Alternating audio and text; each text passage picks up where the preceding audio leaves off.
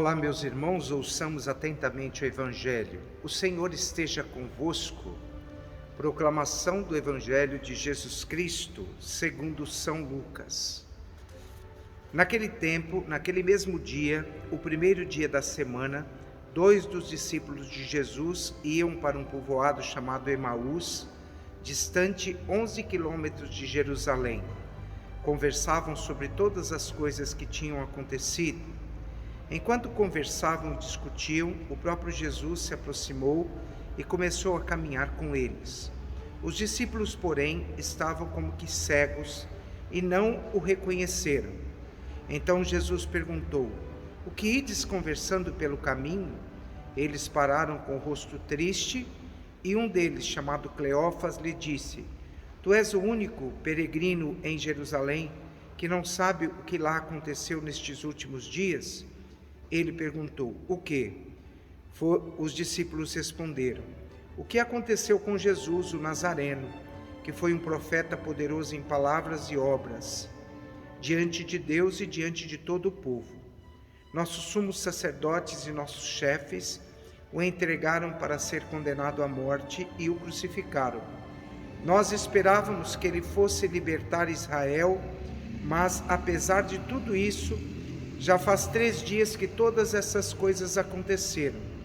É verdade que algumas mulheres do nosso grupo nos deram um susto. Elas foram de madrugada ao túmulo e não encontraram o corpo dele. Então voltaram dizendo que tinham visto anjos e que estes afirmaram que Jesus está vivo. Alguns dos nossos foram ao túmulo e encontraram as coisas como as mulheres tinham dito. A ele, porém, ninguém o viu. Então Jesus lhes disse: "Como sois sem inteligência e lentos para crer em tudo o que os profetas falaram? Será que o Cristo não deveria sofrer tudo isso para entrar na sua glória?" E começando por Moisés, passando pelos profetas, explicava aos discípulos todas as passagens da Escritura que falavam a respeito dele. Quando chegaram perto do povoado para onde iam, Jesus fez de conta que ia mais adiante. Eles, porém, insistiram com Jesus, dizendo: "Fica conosco, pois já é tarde e a noite vem chegando." Jesus entrou para ficar com eles. Quando se sentou à mesa com eles, tomou o pão, abençoou, partiu e lhes distribuía. Nisso, os olhos dos discípulos se abriram e eles reconheceram Jesus. Jesus, porém, desapareceu da frente deles. Então um disse ao outro: "Não estava ardendo o nosso coração quando ele nos falava pelo caminho e nos explicava as Escrituras?" Naquela mesma hora, eles se levantaram e voltaram para Jerusalém, onde encontraram os 11 reunidos com os outros. E eles afirmaram: "Realmente o Senhor ressuscitou e apareceu a Simão." Então os dois contaram o que tinha acontecido no caminho e como tinham reconhecido Jesus ao partir o pão. Palavra da salvação. Meus irmãos e minhas irmãs, 8ª da Páscoa, nós estamos vivendo esse momento do testemunho ocular da ressurreição de Jesus. Jesus não ficou preso à morte, ele ressuscitou para nossa salvação. Jesus morre por nós e ressuscita por cada um de nós. Hoje vemos essa célebre história dos discípulos de Emaús. Mas antes de falar dos discípulos de Emaús, eu queria comentar algo que é muito importante. Hoje, na leitura dos Atos dos Apóstolos, a gente vê uma atitude que Pedro e João têm quando estão entrando no templo, né? E naquele momento, na entrada do templo, uma pessoa diz para eles, pedindo uma esmola. E Pedro vai dizer: "Ouro e prata eu não tenho, mas o que eu tenho eu te dou. Em nome de Jesus Cristo Nazareno, levanta, toma a tua cama e anda." É importante a gente perceber a força e o poder que existem nessas palavras de Pedro, né?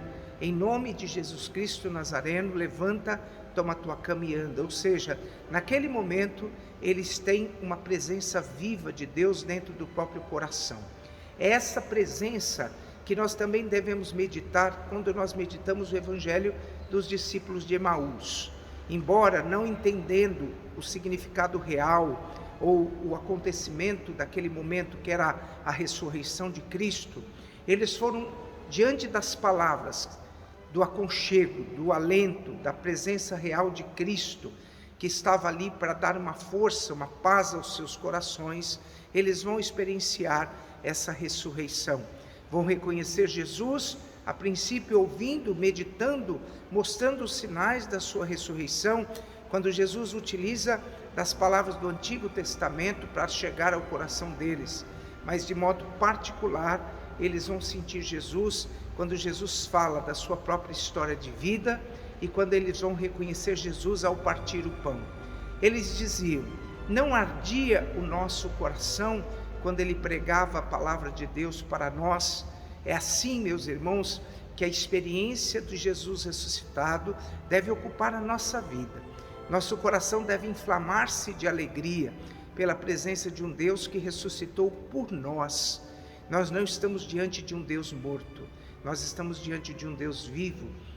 E a ação de Jesus ressuscitado, a gente experiencia na vivência da palavra de Deus, no acolhimento dessa palavra em nosso coração, mas também nós experienciamos em cada Eucaristia, em cada Santa Missa que nós participamos, onde o próprio Cristo vivo se entrega por cada um de nós.